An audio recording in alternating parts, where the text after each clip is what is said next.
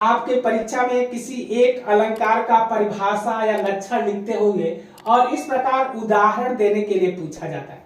अलंकार किसे कहते हैं, इस पर हम आइए देखें। अलंकार शब्द दो शब्दों से मिलकर बना है। अलंकार शब्द दो शब्दों से मिलकर बना है। अलम धन का।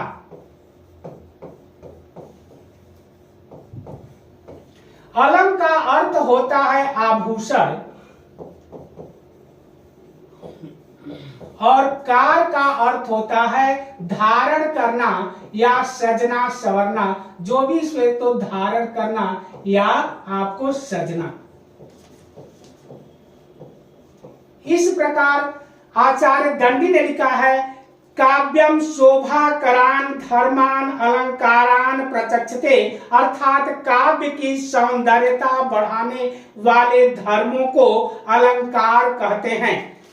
काव्य शोभाकरान धर्मान अलंकारान प्रचक्षते, काव्य की शोभा या सुंदरता बढ़ाने वाले धर्मों को अलंकार कहते हैं। जिस प्रकार से चित्रकार विभिन्न चित्रों के माध्यम से अपने उस चित्र को सजाता है, उसी प्रकार कवि इस अलंकार से काव्य को अलंकृत करते हैं। इसलिए कहा गया है कि काव्य की सौंदर्यता बढ़ाने वाले धर्म को अलंकार कहते हैं। जिस प्रकार आभूषण पहनने से स्त्री की सुंदरता में चार चांद लग जाते हैं, उसी प्रकार अलंकार के प्रयोग से काव्य की सौंदर्यता बढ़ जाती है। फिर से देखें, अलंकार दो शब्दों से मिलकर बना है। अलम धन का।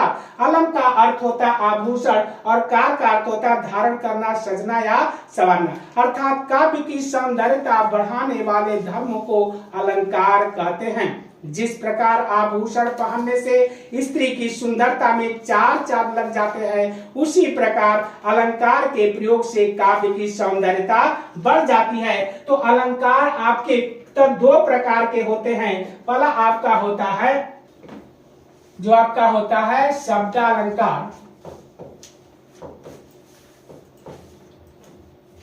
और दूसरा आपका होता है अर्थालंकार।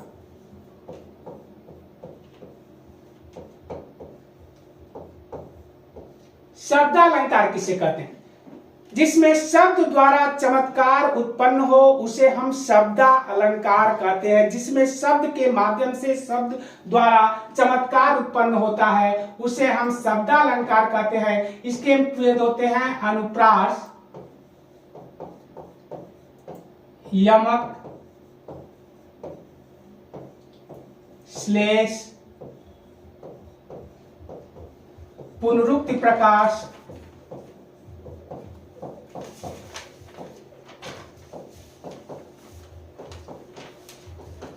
और ये आपके वक्रोक्ति।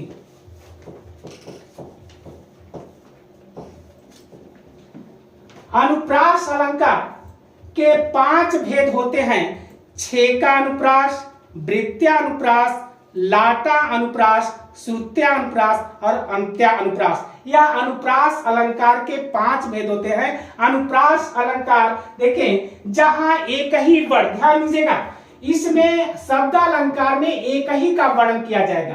तो जहां एक इसमें वर्ण, अनुप्रास में केवल आप देखेंगे एक वर्ण या अक्षर की केवल आवृत्ति, यानी केवल अनुप्रास अलंकार में एक वर्ण या अक्षर की यदि आवृत्ति हो उसे हम अनुप्रास अलंकार, जहां एक ही वर्ण या अक्षर की आवृत्ति बार बार हो, जहां एक ही वर्ण या अक्षर की आवृत्ति बार बार हो उसे हम अनुप्रास अलंकार कहते हैं। अनुप्रास अलंकार जहां एक ही वर्ण या अक्षर की आवृत्ति बार बार हो उसे हम अनुप्रास अलंकार कहते हैं। आप हमेशा ध्यान दीजिएगा, एक ही वर्ण या अक्षर की आवृत्ति, शब्द नहीं, वर्ण या अक्षर की आवृत्ति बार बार हो उसे अनुप्रास अलंकार कहते हैं। इसके 5 भेद होते हैं। छेका अनुप्रास, वृत्त्या अनुप्रास, लाटा अनुप्रास, श्रुत्या अनुप्रास और अंत्या अनुप्रास। यह इसके 5 भेद होते हैं। आइए अनुप्रास अलंकार का देखें। तरनी तनुजा तट तमाल तरुवर बहुचा। यहाँ देखें, रघुपति राघव राजा राम, एक ही वर्ण की आवृत्ति हो रही है, इसलिए यहाँ अनुप्रास अलंकार होगा। दूसरा आप देखें, तरनी तनुजा तट तमाल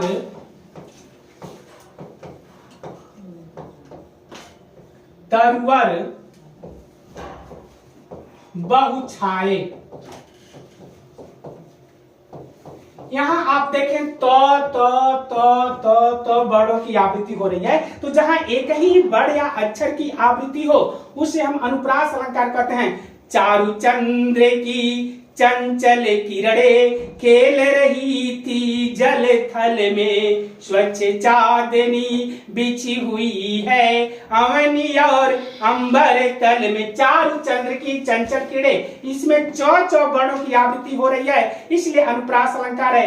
कालिंदी कूल कदम की डारन, इसमें कौ बड़ों की आवृत्ति हो रही है, इसलिए अनुप्रास अलंकार है।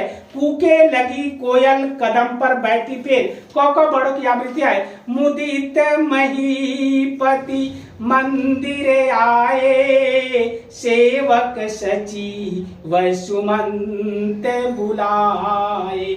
मुदित महीपति मंदिर आए, इसमें मौमा बड़ों की आवृत्ति हो रही है, इसलिए अनुप्रास अलंकार है। तो जहां एक ही बड़ या अक्षर की आवृत्ति बार बार हो रही हो वहां अनुप्रास अलंकार होता है। छेका अनुप्रास में जो इसके 5 भेद है, पहला आपका छेका अनुप्रास,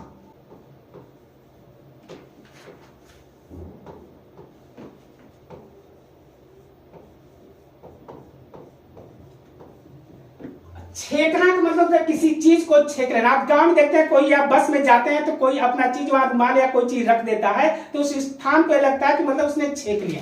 तो जहां एक ही वर्ड उसी स्वरूपता उसी क्रम में आए, मात्राओं का यहाँ ध्यान नहीं देना, उस केवल बड़ उसी स्वरूप में आए, इस प्रकार से वह छेकानुप्रास से अलंकार होता है। आइए देखें, अमिया मूरी मैं चूरन चारू, समन सकल भवरुज परिवारु।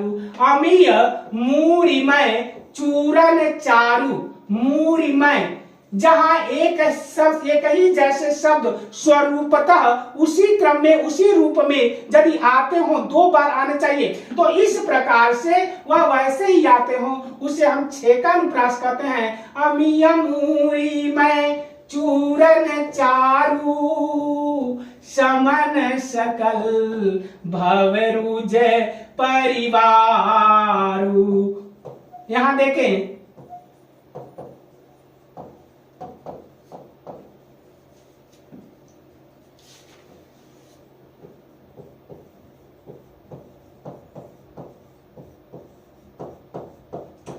म और म, अमी अमूर मय, इसी तरह से मोय यह यदि बड़ इस तरह से आ रहे हैं तो एक ही स्वरूपता उसी क्रम में यदि बड़ आते हो तो इस प्रकार से वह आपका छेकानुप्रास अलंकार होता है। अनुप्रास अलंकार का एक भेद, तो जहां एक ही बड़ या अक्षर की आवृत्ति होती है उसे हम अनुप्रास अलंकार कहते हैं। तो अनुप्रास अलंकार का ये पहला भेद है छेकानुप्रास। दूसरा आपका होता है वृत्त्यानुप्रास।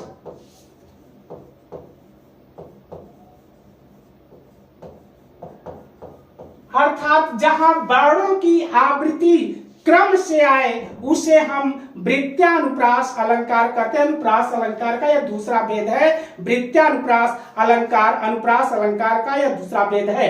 वृत्त्यानुप्रास जहां एक ही क्रम में वर्ण यदि आते हो उसे हम यहाँ वृत्त्यानुप्रास कहते हैं। जैसे आप देखें, तरनी तनुजा,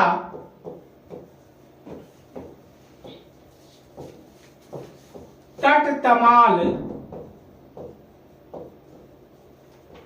तरवर बहुछाए, या कालिंदी कूल कदम की डारन, यह भी एक ही क्रम में यदि आ रहा है, कालिंदी कूल कदम की डारन, तो इस प्रकार से यह आपका वृत्त्यानुप्रास अलंकार होता है।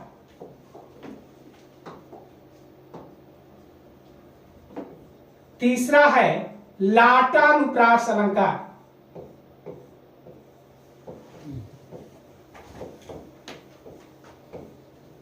यह भी आपका अनुप्रास अलंकार का भेद है। लाटानुप्रास, जहां इस प्रकार शब्द उसी शब्दों की आवृत्ति हो लेकिन उसको बदल दिया जाए, उसके अर्थ बदलने से अर्थ में परिवर्तन हो जाए अर्थ में, तो उसे हम लाटानुप्रास कहते हैं। जैसे पूत कपूत तो काधन संचय, पूत सपूत तो काधन संचय, यानी पूत सपूत तो काधन संचय, पूत कपूत तो काधन संचय। यदि पूत सपुत्र है तो धन संचय करने की आवश्यकता नहीं है, वह स्वतः अपने आप को बढ़ा लेगा। और यदि पुत्र कपुत्र कुपुत्र निकल गया तो इस प्रकार से वह सारे धन को नष्ट कर लेगा। तो जहां एक ही शब्द क्रम में आ रहे हो और उसको आवृत्ति होने से उसके अर्थ में परिवर्तित हो जाता है, उसे हम लाटानुप्रास अलंकार कहते हैं।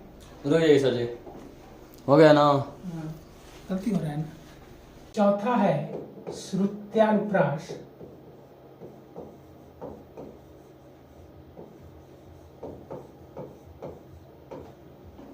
जहां एक ही वर्ग का आवृत्ति हो, एक ही वर्ग के वर्ण से यदि आवृत्ति होता हो, उसे हम श्रुत्यानुप्रास अलंकार कहते हैं। जहां एक ही वर्ग क वर्ग च वर्ग ट वर्ग त वर्ग प वर्ग यदि आते हो, तो एक ही वर्ग से यदि उसकी आवृत्ति हो रही हो तो उसे हम श्रुत्यानुप्रास अलंकार कहते हैं। जैसे दिनांत था,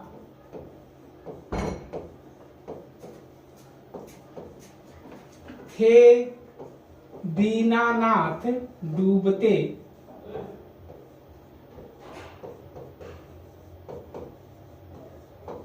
यहां देखें ये दंत से उच्चारण हो रहा है, तो थ द, ठीक है, ध न, यह आपके दंत से उच्चारण होते, तो थ द ध न, इसका उच्चारण स्थान दंत है, दंत से होते हैं। तो जहां एक ही वर्ण के वर्ग से उच्चारण होता हो वह वर्ण, तो इस प्रकार से उसे श्रुत्यानुप्रास अलंकार कहते हैं। तो आपका है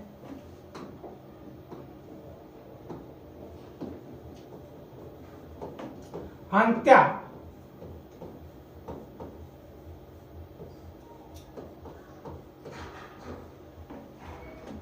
जहां तुकांत शब्द आते हों उसे हम अंत्यानुप्रास अलंकार कहते हैं। तुकांत अर्थात जिसको सिंगल साउंड कहते हैं। इस प्रकार से जैसे देखें, मांगी नावन केवट आना, कही तुम्हारे मरमु मैं जाना, चरण कमल रज कहु सब कही, मानुष करनी मूरी कछुआही, चुवते शिला भई नारी सुहाई, पाहन ते न काटे कठिना, तरनी व मुनि घर नी होई जाई, बाट पड़े मोरी नाव उड़ाई, एही प्रतिपालहु सम परिवारू, नहीं जानऊ कछुआओ रे कुबारू, जो प्रभु पार उतरिगा चहु, चरण सरो जय पखारन कहू। तो इसमें मांगी नावन केवट आना, कहे तुम्हार मरम मैं जान। तो आना और जाना जो शब्द है यह तुकांत शब्द है। तो जो शब्द के अंत में जो शब्द आते हैं और जो एक ही समान होते हैं, जैसे जय हनुमान ज्ञान गुण सागर, जय कपीस तिवलोक उजागर। तो सागर और उजागर ये तुकांत शब्द है, इसलिए अंत्यानुप्रास अलंकार कहते हैं। तो ये अनुप्रास अलंकार के 5 भेद होते हैं। आपके परीक्षा में अलंकार कोई एक आपको करना है। आइए देखें, यह भी आपका शब्दालंकार का एक भेद है। यमक अलंकार नाम है वही शब्द पुनि पुनि। अब इसमें हम शब्द देखेंगे। अभी तक अनुप्रास अलंकार में आप वर्ण या अक्षर देखते थे, इसमें शब्द देखेंगे। वही शब्द पुनि पुनि परे, अर्थ भिन्न ही भिन्न। जहां एक शब्द एक से अधिक बार आए, जहां एक शब्द एक से अधिक बार आए और अर्थ अलग अलग हो, अर्थ भिन्न भिन्न हो, उसे हम यमक अलंकार कहते हैं। वही शब्द पुनि पुनि परे, अर्थ भिन्न ही भिन्न। जहां एक शब्द एक से अधिक बार आए और अर्थ अलग अलग हो, अर्थ में भिन्नता हो, उसे हम यमक अलंकार कहते हैं। आइए इसका उदाहरण देखें। कनक कनकते सौगुनी मादकताय अधिकाय या खाए बौराए जग वा पाए बौरा।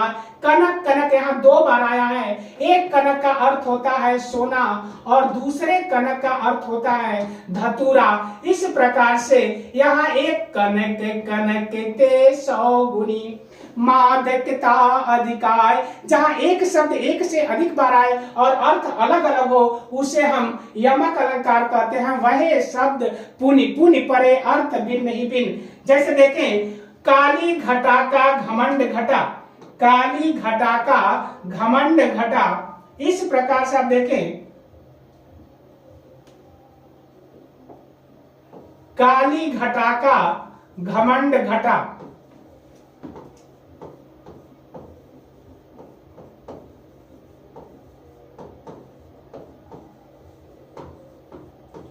तीन बेर यहाँ घटा घटा शब्द, काली घटा का घमंड घटा, यहाँ घटा घटा शब्द दो बार आया है। इसके अलग अलग अर्थ होते हैं, इसलिए इसे हम यमक अलंकार कहते हैं। तीन बेर खाती है सो तीन बेर खाती है।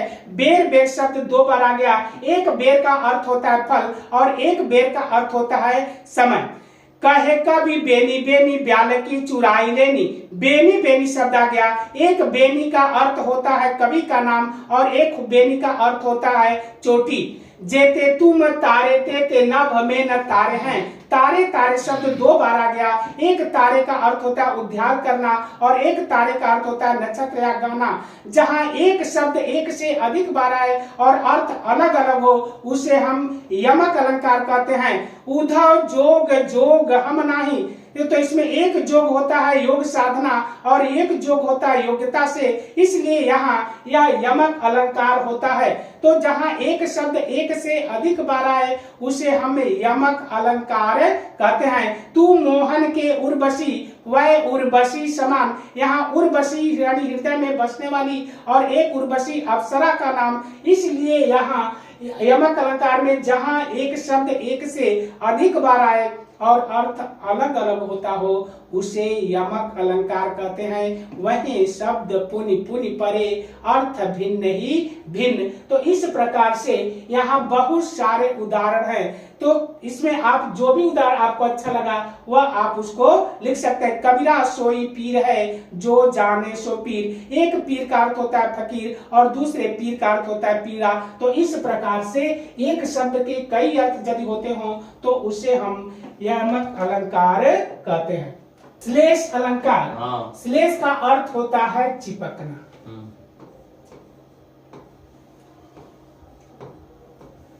अभी आपको बताया कि अनुप्रास में केवल बड़े अक्षर देखना है, यमक में शब्द और इसमें भी श्लेष में शब्द देखना है।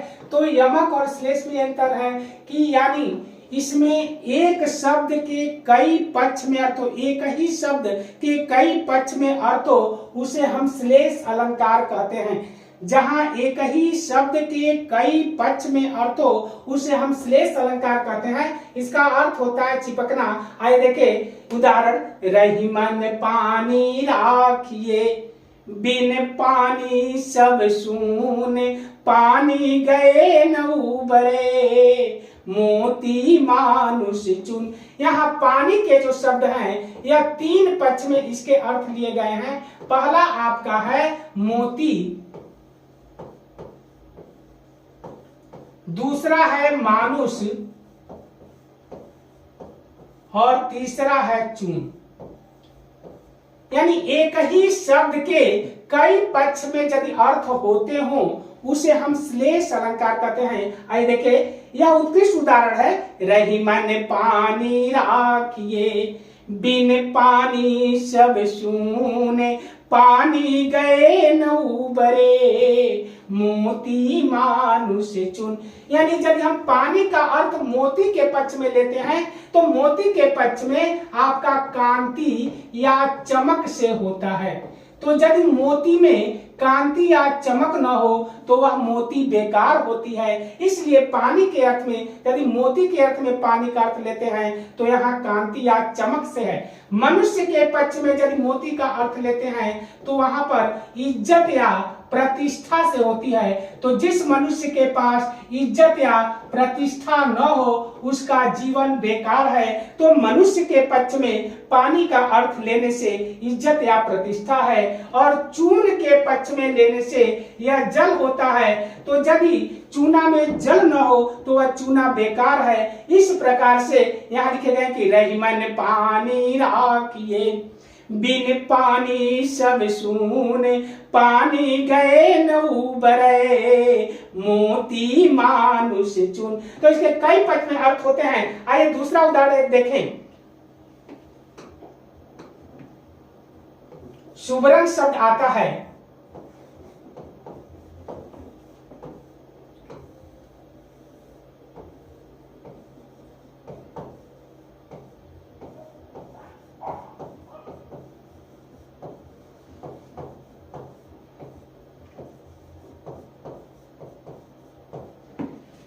जहां एक ही शब्द के कई पक्ष में अर्थ हो उसे हम श्लेष अलंकार कहते हैं। इसका शाब्दिक अर्थ होता है चिपकना। आइए देखें, चरण धरते चिंता करते, चितवते चारहु ओर, सुवर्ण को खोजते फिरते, कवि व्यभिचारी चोर।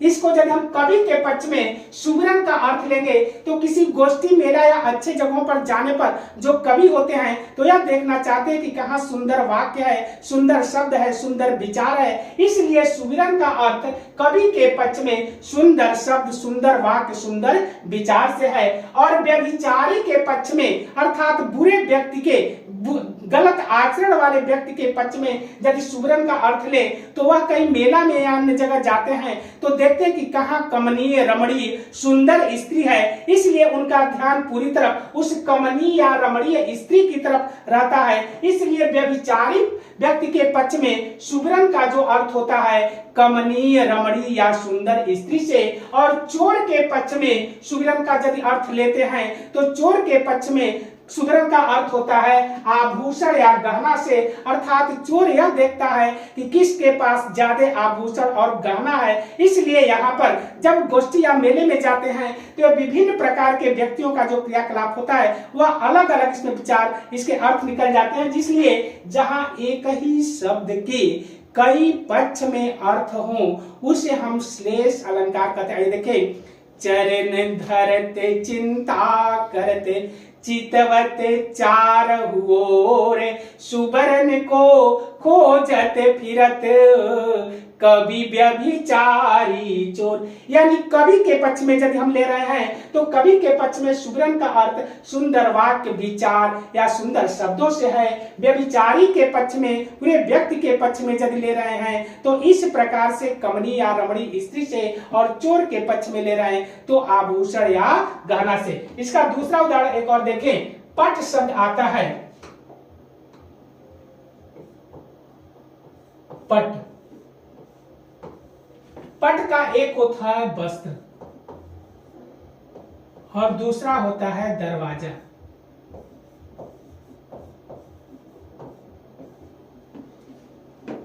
मंगन को देख पट देत बार बार है। मंगन मन होता है भिखारी। तो इस एक ही शब्द के यदि कई पक्ष में अर्थ लेते हो तो उसे हम श्लेष अलंकार कहते हैं। यहाँ पट माने होता है वस्त्र, तो मंगन को देख पट देत बार बार है। तो मंगन को देख करके वह बार बार वस्त्र दान करता है। तो वस्त्र के पक्ष में हम पट का अर्थ लेने पर वह दान देने से है। और करें कि मंगन को देख पट देत बार बार है, तो यहाँ पट का अर्थ यदि हम दरवाजे के पक्ष में पट का अर्थ लेंगे तो वह भिखारी को देखकर बार बार दरवाजा बंद कर देता है। तो इस प्रकार से यह आपका श्लेष अलंकार होता है। एक आता है, रहीमन की छाती को देखो सूखी, इसमें कितनी कलियां। यहाँ कलियां शब्द आता है रहीमन की छाती को देखो, सूखी इसकी कितनी कलियां। एक कलिया होता है जो अनकिला फूल अर्थात जो कली होता है, और दूसरी कली का अर्थ जो होता है वह यौवनावस्था होता है। तो इस प्रकार जहां एक ही शब्द के कई पक्ष में अर्थ हो उसे हम श्लेष अलंकार कहते हैं। ये मोहन बात एक और आता है, इसमें वृषभानुजा शब्द जो आता है, वृषभानुजा,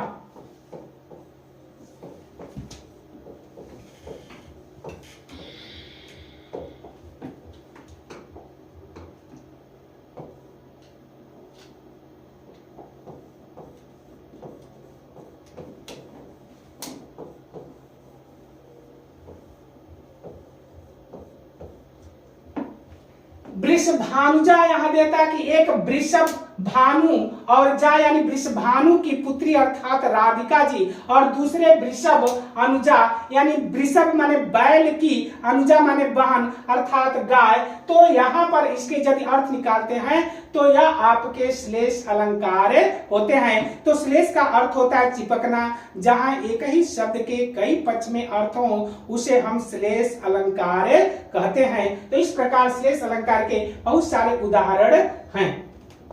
अब हम अभी तक पढ़ रहे थे शब्दालंकार, जिसमें शब्द द्वारा चमत्कार उत्पन्न होता है उसे शब्दालंकार कहते हैं। इसके आपके भेद होते हैं अनुप्रास, यमक, श्लेष, पुनरुक्त, प्रकाश अलंकार, वक्रोक्त अलंकार। तो जो आपके पाठ्यक्रम में है यानी तीनों आपके अनुप्रास, यमक और श्लेष ही है, इसलिए उन्हीं पर आपको प्रकाश डाला गया है। अब ये आपके अर्थालंकार हैं, अर्थात जिसमें अर्थ द्वारा चमत्कार उत्पन्न होता है उसे हम अर्थालंकार कहते हैं। जिसमें अर्थ द्वारा चमत्कार उत्पन्न होता है उसे हम अर्थालंकार कहते हैं। अभी तक आप एक शब्द या वर्ड देख रहे थे, इसमें यहाँ पर दो को देखेंगे और उपमेय उपमान इस प्रकार से होते हैं कि उपमेय क्या होता है और उपमान क्या होता है, इसको हमको जानने के लिए है।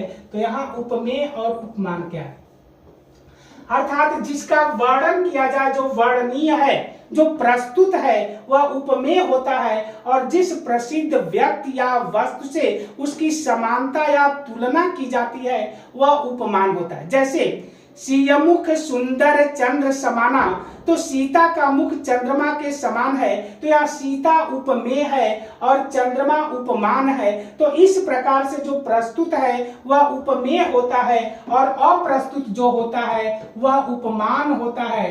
तो इस प्रकार यह उपमेय और उपमान आपको समझना चाहिए। तो इसमें अर्थालंकार में आप हमेशा दो देखेंगे कि दो का जहां पर समानता या तुलना की जाती है उसे हम इससे उस अर्थालंकार यहाँ कहते हैं। हाई देखिए, इसका पहला है उपमा अलंकार, अर्थात जहां कविता में समान गुण धर्म दशा आदि के आधार पर समदृश्यता दिखाई जाए, समानता दिखाई जाए, उसे हम उपमा अलंकार कहते हैं। जहां कविता में समदृश्यता यानी गुण धर्म आदि के आधार पर दोनों में समदृश्यता या समानता दिखाई जाए उसे हम उपमा अलंकार कहते हैं। उपमा अलंकार के 4 अंग होते हैं।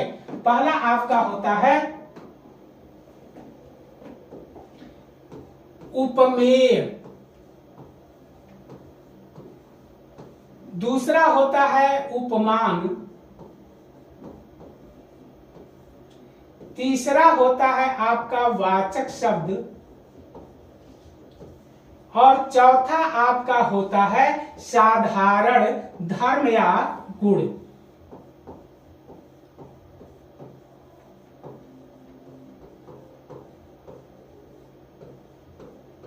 इसके 4 अंग होते हैं। उपमा अलंकार के 4 अंग होते हैं, उपमेय, उपमान, वाचक शब्द और साधारण शब्द। वाचक शब्द में जहां भी आपको आ जाए सम, सी, सीकर, सरिस, समाना,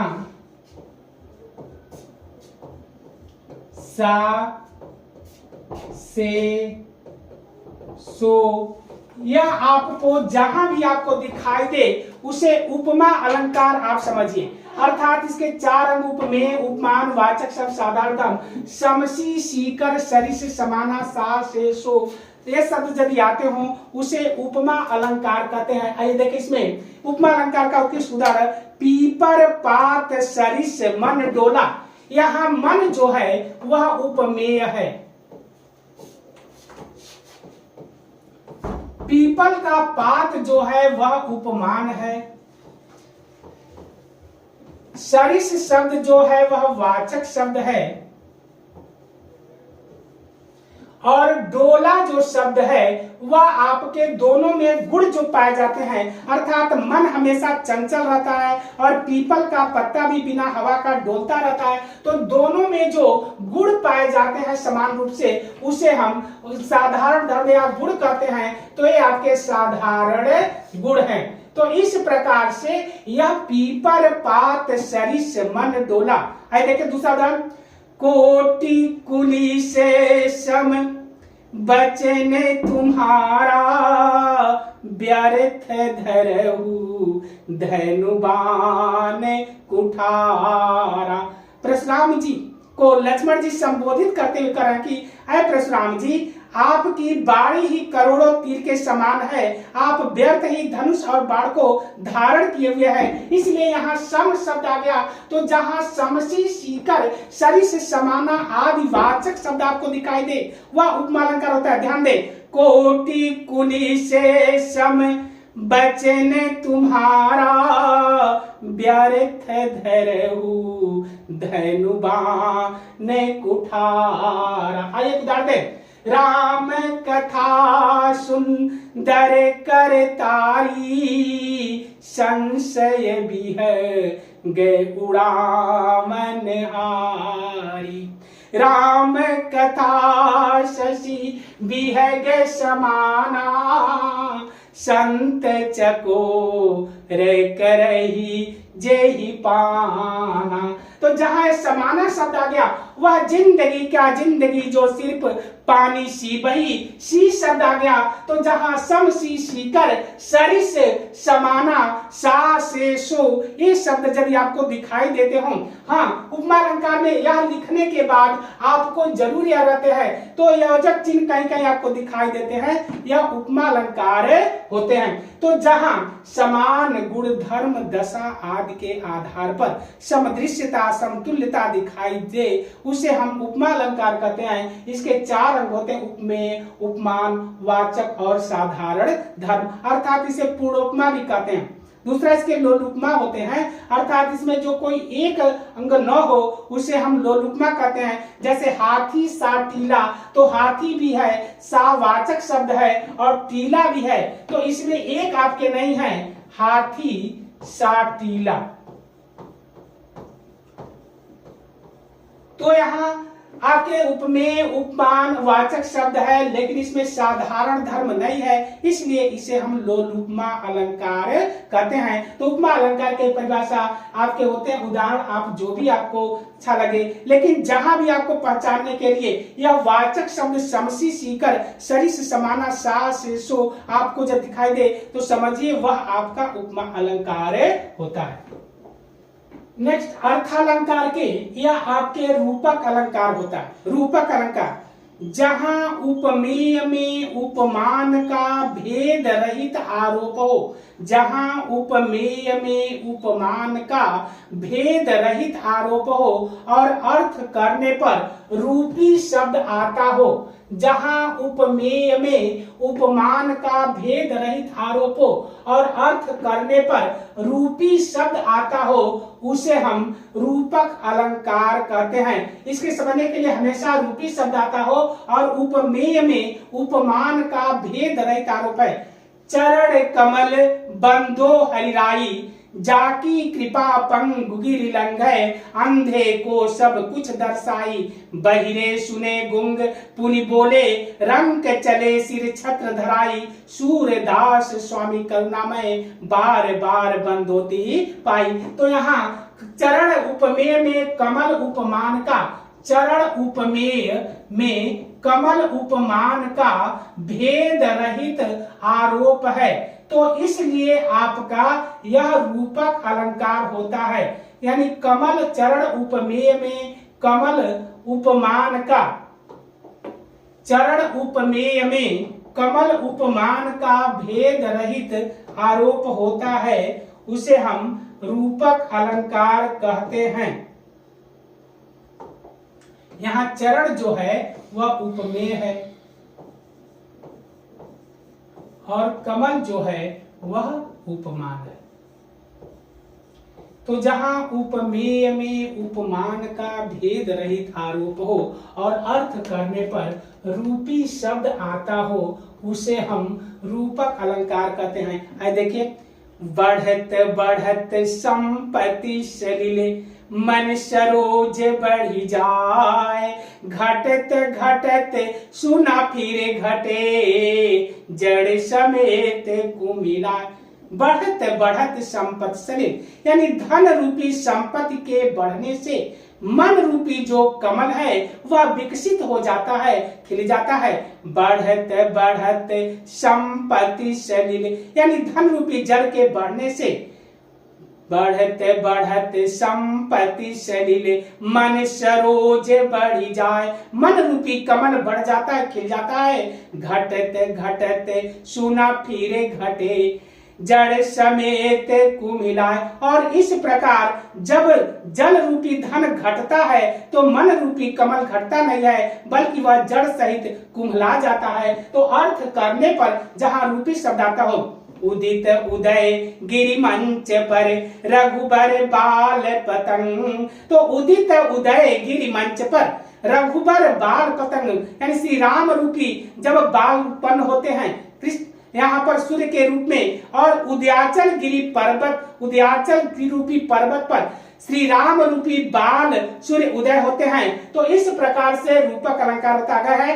माया दीपक नर पतंग भ्रमि भ्रम इमे पतंग, तो माया रूपी दीपक और मनुष्य रूपी पतंग यहाँ संसार में इस प्रकार से उसी के समान बार बार अपने आप को आत्मोत्सर्ग करते रहते, छाव करते रहते हैं। तो जहाँ अर्थ करने पर रूपी शब्द आता हो उसे हम रूपक अलंकार कहते हैं। अर्थात जहां उपमेय में उपमान का भेद रहित आरोप हो और अर्थ करने पर रूपी शब्द आते हों उसे हम रूपक अलंकार कहते हैं। ये आपके अर्थालंकार के उत्प्रेक्षा अलंकार, ये आपके हैं उत्प्रेक्षा अलंकार, ध्यान दे। अर्थात जब उत्प्रेक्षा अलंकार जहां उपमेय में उपमान की संभावना या कल्पना की जाए, जहां उपमेय में उपमान की संभावना या कल्पना की जाए उसे हम उत्प्रेक्षा अलंकार कहते हैं। इसके भी वाचक शब्द आपको मनु,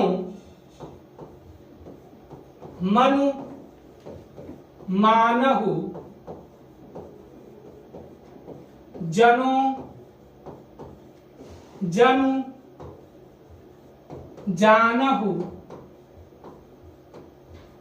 जाऊं,